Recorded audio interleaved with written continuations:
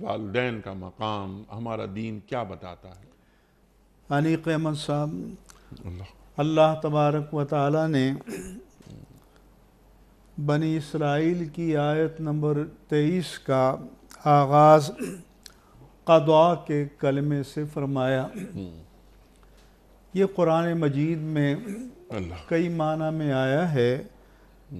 ایک اس کے معنی حکم کے ہوتے ہیں کہ وَقَضَىٰ رَبُّكَ لَأَلَّا تَعْبُدُوا إِلَّا إِيَّاهُ وَبِالْوَالِدَيْنِ إِحْسَانًا، اور تمہارے رب نے یہ حکم دیا ہے کہ اس کے سوا کسی کی عبادت نہ کرو اور والدین کے ساتھ حسن سلوک کرو۔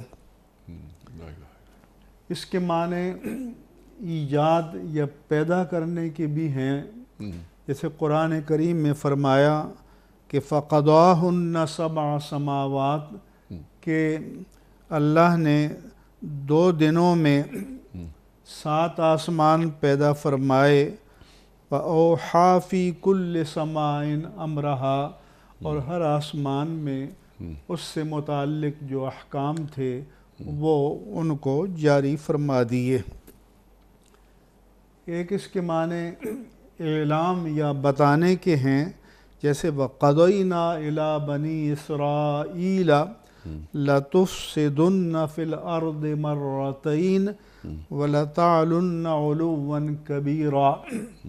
ہم نے بنی اسرائیل کو بتا دیا تھا کہ تم زمین میں 2 مرتبہ فساد کرو گے اور 2 مرتبہ تمہیں عروج ملے گا۔